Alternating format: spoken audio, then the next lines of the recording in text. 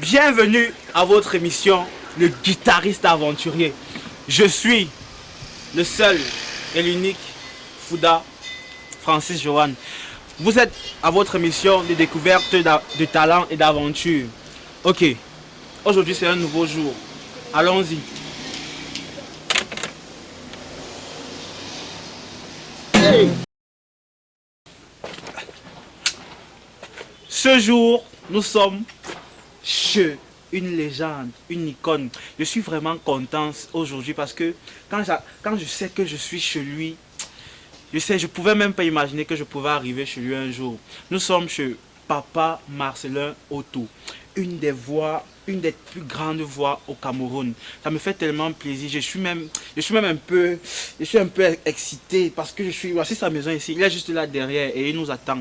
Donc, on va aller découvrir ce qu'il fait. On va échanger avec lui, on va voir comment il travaille, on va lui poser quelques questions, on sera avec lui et vous allez découvrir. La rencontre avec lui s'est faite par sa fille Frédéric Otto. Elle nous a passé son contact et lui il était très gentil de nous accueillir chez lui et nous sommes venus et nous sommes là et on va voir ce qu'il nous réserve à l'intérieur.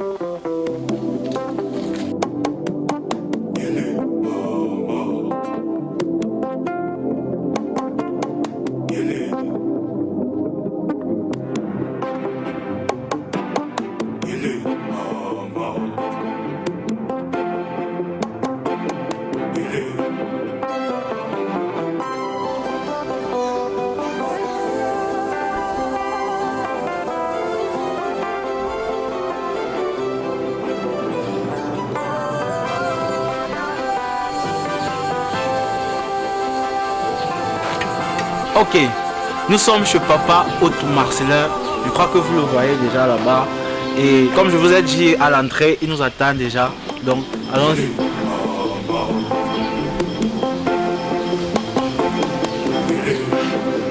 Bonjour Papa Otto, c'est un immense plaisir.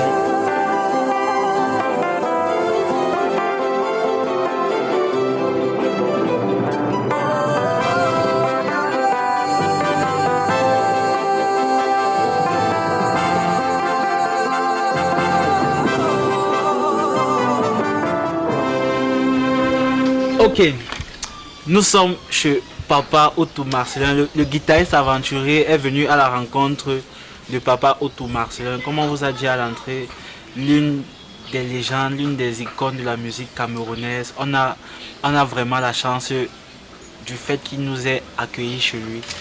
On va discuter un peu avec lui. Nous avons envie de savoir, Papa Otto Marcelin, au début, lorsque tu commençais la musique, comment tu as fait pour apprendre la guitare? Vu que je vois, tu as une guitare et tu as composé tes musiques avec la guitare et tu jouais. Comment ça s'est passé?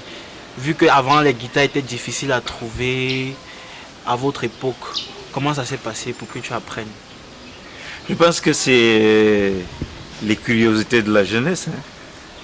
Il n'y a pas eu une motivation particulière parce que à notre époque, quand on était à l'école, que ce soit au collège, que ce soit au supérieur, à l'université, pour se faire remarquer, il fallait soit faire du sport, jouer bien au football pour qu'on en parle, parce que les jeunes, ils ont toujours envie de se faire remarquer, soit faire de la musique, bien sûr, ou du théâtre. Donc c'est la motivation, il n'y en a pas eu une particulière. En plus, nous, à notre époque, il n'y avait pas de télévision. Oui, justement, c'est pour ça que... Il n'y avait pas la culture de l'image que vous avez aujourd'hui et qui est sans vraiment les images à tout prix, sans grande consistance en fait. dont on avait la culture de l'écoute et la culture vraiment de la prestation, le live, que ce soit le théâtre, que ce soit les concerts scolaires. On n'en voit presque plus aujourd'hui. Hein, vous les jeunes là, où est-ce que vous faites les concerts scolaires?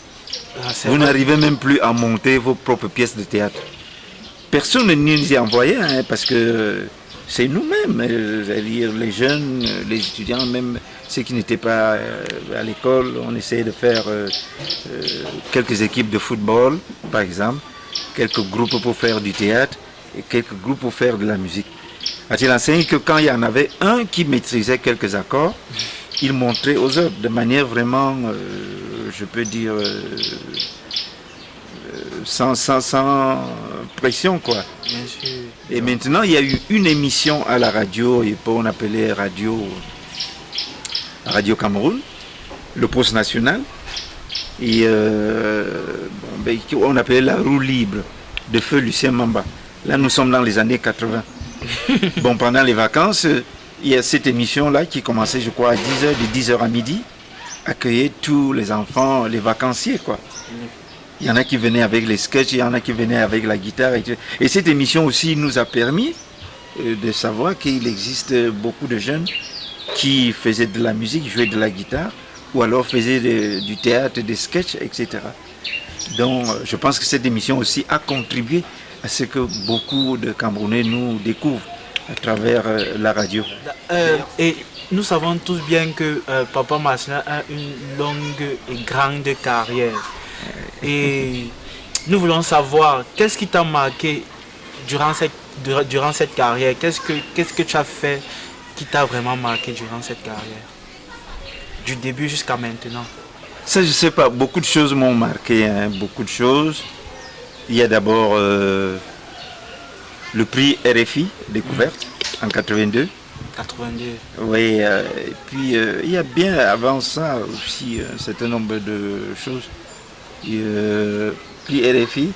Et quand je reçois le prix RFI à Lomé avec Amadou Bagayoko, qui est devenu aujourd'hui Amadou et Myriam, parce qu'après, ouais, il avait rencontré son épouse aussi, Myriam, par la suite, ils sont mariés, et il est malien. Il était là, il y avait d'autres aussi, Nimon Tokilala, quelques Africains. Bon, le jour de la cérémonie de remise des prix, je gagne le prix spécial du président Eyadema. Pas l'Eyadema, fils d'aujourd'hui, son papa, et qui m'avait reçu au palais, à Lomé. Et évidemment, j'étais intimidé, hein, parce que ce n'est pas des choses faciles. Parce qu'en fait, quand les services du protocole de la présidence à Lomé m'approchent à l'hôtel où nous avions logé, ça s'appelle l'hôtel du Benin, à Lomé, ils trouvent que je suis en jean. Bon, ils tiquent un peu, mais ils me le rappellent. Moi, je leur dis, moi, je ne savais pas qu'en quittant le Cameroun pour venir prendre le prix, j'allais rencontrer le chef d'État. Et puis, bon, c'est vous qui me dites que je suis mal habillé. Bon, vous devez me dire ce que vous voulez. Bon, ils m'avaient amené dans un marché qui est comme le marché Mokolo. Ils appellent ça le marché Tocoin. Marché Tocoin. Tocoin, oui. Et ils m'ont habillé, acheté un boubou, un ensemble boubou et des chaussures traditionnelles.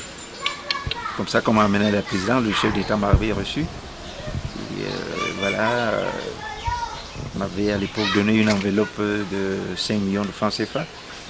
Et puis je ne savais pas quoi en faire. Et, la seule adresse que j'avais, c'est Radio Cameroun. J'appelle, je tombe sur Jean-Paul Nanga, Daniel Issenoa et Jean-Claude, tous les journalistes qui étaient à l'époque. Je leur annonce ça. Bon, eux, ils étaient déjà au courant parce que la communication se faisait par Telex. Comme c'était un événement international. D'accord. Bon, évidemment, moi, je ne pouvais pas savoir. Et ils m'adressent les félicitations. Je leur dis, mais oui, là, le chef d'État m'a reçu. Il m'a donné 5 millions, qu'est-ce que j'en fais? Ils me disent, bon, il faut faire un mandat poste. On m'avait aidé à faire ça, j'avais envoyé. Je raconte cette histoire parce que c'est l'histoire qui m'avait vraiment beaucoup marqué dans la mesure où, quand cet argent arrive, mon père tique mon feu papa. il trouve que c'est un peu trop pour la musique. D'où il sort autant d'argent. Il dit même toute la récolte de cacao ici au village ne peut pas produire autant d'argent. Mais la musique vous a donné... Non, oui, il dit qu'il a joué devant Ahidjo. Ahidjo l'a beaucoup aimé, il lui a donné 1 million de francs. Évidemment, je comprends ça aujourd'hui parce que c'est manipuler l'argent, des sommes comme ça, c'était pas évident pour son famille modeste. Donc mon oncle Feu Papa Mani, qui lui il était médecin, c'est lui qui m'avait fait tirer là. En tant que fonctionnaire, il avait compris que c'est du bon argent.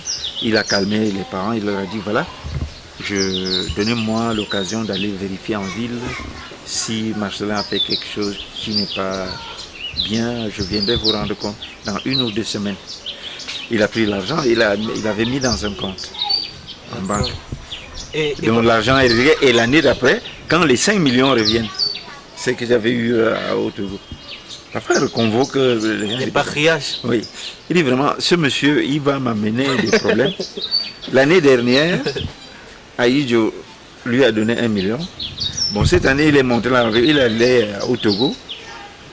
L'Ahidjo, il appelait l'Ahidjo de là-bas. Parce que nos parents, ils appelaient tous les chefs d'État Ahidjo. Donc l'Ahidjo de ce pays-là lui a donné 5 millions. Vraiment, ce monsieur, je ne sais pas. Donc, c'était pas des gens avisés. Oui, je vois. Oui. Et donc, la famille s'était réunie, on avait pris cet argent, on avait fait la maison familiale qui est encore là en bas. Et on a le reste d'argent, on avait distribué à certains membres de la famille qui avaient les enfants à l'école. Et à moi, on m'avait donné 75 000. C'était beaucoup d'argent d'ailleurs. À l'époque.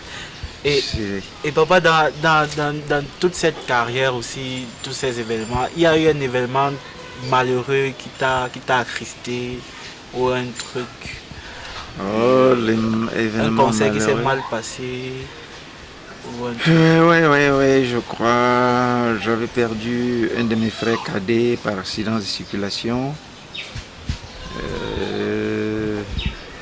Je me souviens, j'ai préparé un concert, tout ça, avec tel André Marie. Il m'avait amené, c'était vraiment à cette période-là. J'étais jeune, il m'avait fait cet honneur de m'enrouler dans sa tournée pour que je fasse les premières parties. Et c'était arrivé, ça m'avait beaucoup marqué. Le prix RFI, je l'avais eu, j'avais à peine 20 ans. C'est des choses qu'on faisait, on était jeunes. Moi j'avais appris particulièrement à jouer de la guitare pour draguer les filles. C'était pas, je n'avais aucune motive pour me faire. D'accord. Bon, papa, après toute cette longue carrière, vous voyez vous-même la jeunesse, vous voyez comment les jeunes font la musique actuellement. Quels conseils avez-vous à donner aux jeunes pour qu'ils soient comme vous et qu'ils peuvent vous dépasser aussi? Il faut d'abord faire la différence entre la carrière et le métier. La carrière, on peut la bâtir par la publicité. On parle de toi, on fait les slogans et tout ça, même si tu es vide. Mais généralement, l'inconvénient, que c'est souvent éphémère. Bon, on peut aussi, par soi-même, il faut encourager les jeunes à apprendre à jouer au moins d'un instrument de musique quand ils veulent se lancer dans la musique. C'est très difficile de tenir dans ce domaine-là si on ne joue pas d'un instrument de musique. Parce qu'effectivement, on va dépendre des autres. Vérifiez vous-même, mais que ce soit au niveau des anciens, que ce soit... Quand tu es artiste et musicien, tu dépends des instrumentistes. C'est pénible. C'est pénible, c'est très difficile. C'est très difficile d'abord de composer et de faire la scène. Donc il faut qu'ils se forment et il faut leur dire que l'ordinateur n'est pas un instrument de musique. Hein? L'ordinateur n'est pas un instrument de musique. Ça n'a rien à voir. Toutes les petites programmations qui font, tout le monde peut faire ça. Manipuler l'ordinateur, les logiciels, faire des programmations, faire comme ça. Hein? Bon, aujourd'hui là, comme toujours, ce qui paye en musique, c'est le concert en live. qu'on ne vous trompe pas. On ne peut pas bâtir une carrière solide avec les playbacks. Donc, il faut prendre le travail au sérieux. Il faut apprendre à jouer d'un instrument. Quand il chante, si c'est le chant que tu veux, apprendre à chanter. C'est-à-dire imiter et reprendre les chanteurs que toi-même tu aimes. Tu essaies de les reprendre. Au point où toi-même tu sens que vraiment, je joue déjà comme tel. Je terminais sur ce plan en disant que pour les jeunes, pour réussir dans la musique comme dans la vie, le chemin n'est pas difficile. C'est le difficile qui est le chemin. Ah oui, ça veut tout simplement dire que dès que tu commences à chercher des voies faciles, tu es perdu. Il faut accepter d'affronter les difficultés que t'imposent tes choix d'orientation de vie. Dans l'éthique. Dans l'éthique. C'est très important. Parce que le problème qu'on a avec vous aujourd'hui, on se demande comment vous allez élever vos propres enfants pour qu'ils atteignent l'âge que vous avez là. Hein. Parce que ça va être de plus en plus difficile d'être parent. Hein, vous abandonnez votre cerveau dans l'ordinateur. L'ordinateur ne va pas réfléchir pour vous. Vous ne lisez pas. À ton âge, je ne sais pas combien de bouquins tu as lu, en dehors des bouquins dans les programmes scolaires. Vous n'êtes pas positivement curieux. Il y a trop de drogue. Et toutes les autres déviances inutiles. Vous adoptez n'importe quel look sauvage. Hein? Ils sont tous barbus et ventrus. Mais sur scène là, qui va t'accepter? Tu n'es pas beau à voir. Hein? Tu ne peux même pas te vendre à cet effet-là. Il y a très peu de jeunes qui sont venus me voir pour leur parler comme je vous parle là. Ah, ils sont convaincus que bon, ils sont à Facebook et dans les réseaux sociaux, ils insultent tout le monde, ils prennent les noms d'oiseaux. Moi, ils m'appellent Otou. Comment tu t'appelles? Fouda Francis Joanne. Voilà, Fouda. Toi, tu prends Fouda, tu envoies dans la boucle, tu dis que tu es Tartampion. Bon, ça va. Donc je pense que quand je vous vois, je vois une bande de jeunes avec ton équipe, vous vous débrouillez bien. Et on ne peut qu'encourager. Je ne dis pas que c'est facile pour les jeunes. Il y a des réelles difficultés. Mais ce n'est pas pour cette raison qu'on ne peut pas tirer les oreilles à ceux qui jouent au feignant. D'accord. Vraiment, merci beaucoup. Nous tous, nous avons écouté les conseils de Papa Otto Marcellin et ça nous édifie. Et j'espère que ça va aussi vous édifier, chez vous qui regardez l'émission. C'est aussi ça le guitariste aventurier, c'est aussi ça, rencontrer des icônes et il nous montre le chemin à suivre. Maintenant, nous allons écouter une chanson je vais faire une chanson avec Papa Otto Marcellin, une chanson qui m'a vraiment plu, une chanson qui m'a bercé et je suis sûr que ça vous a aussi bercé. Oui, comme ça on va aussi, sans te couper, monsieur Fouda, on va éviter Fleur. Hein. Ok, on va inviter. Il y a Fleur qui est là aussi. Il y a Fleur qui est là. Ok, on va appeler Fleur. Donc on va l'appeler. Ouais. Je vais aller l'appeler. Oui, d'accord. Je vais aller l'appeler. Donc c'est la partie acoustique. Ouais. Ok. Fleur Maillot nous a reçu une artiste. Elle travaille avec Papa Marcellin Otto. Elle va faire une chanson avec Papa Marcellin Otto. Le titre ce sera Inch'Allah. Inch'Allah. Mais moi je vais d'abord faire un enfant avec Papa Marcellin Otto. Ok. Il joue à la guitare, vous connaissez qu'il joue à la guitare, donc écoutez.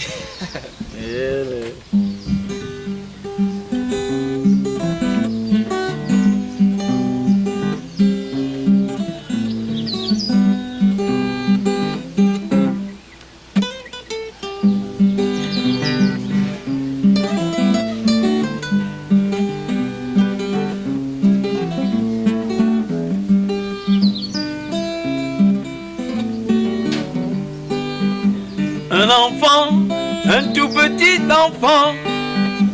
Pendant la guerre, on a fait de lui un combattant. Yeah. Il avait 10 ans, il n'avait que 10 ans. Des cas. Au champ de guerre, il trempe pas la plume dans le sang. Et avec le sang d'un combattant innocent, il avait écrit une lettre à sa maman.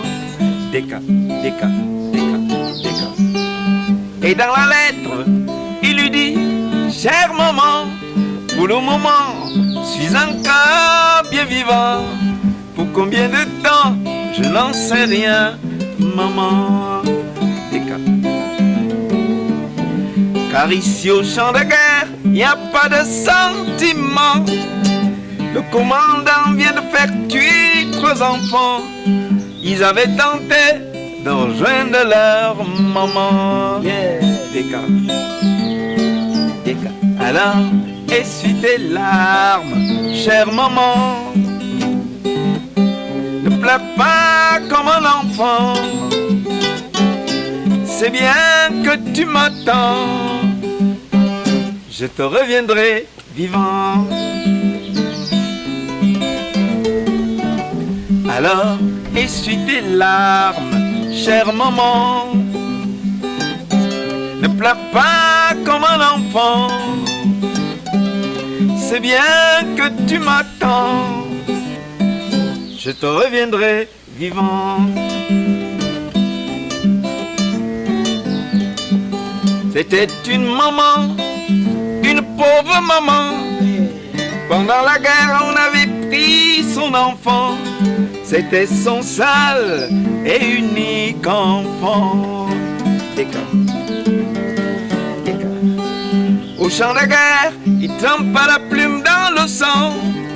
Et avec le sang d'un combattant innocent, il avait écrit une lettre à sa maman. Déca. Déca.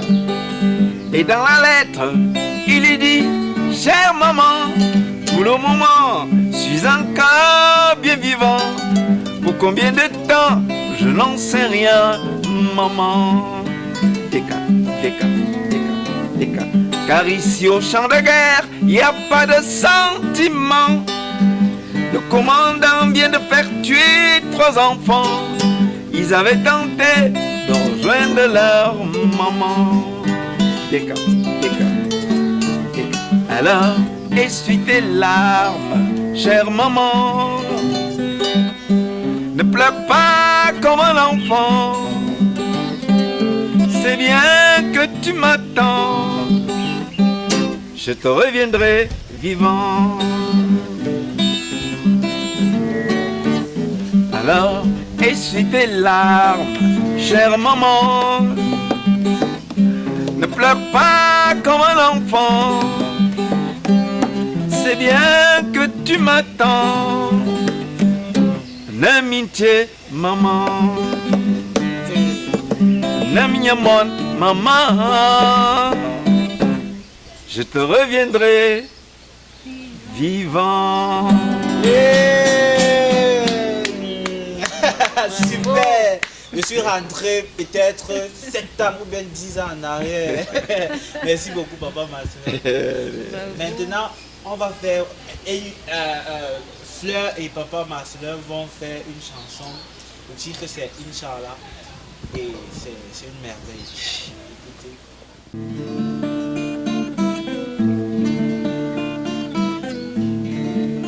Et puis l'Orient, dans son éclat, avec la lune aux manières.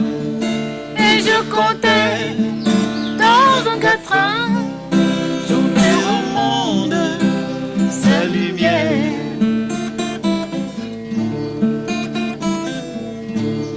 Mais quand j'ai vu Jérusalem, aucun écho sera proche. Merci d'avoir regardé et à bientôt pour une autre édition avec une autre star.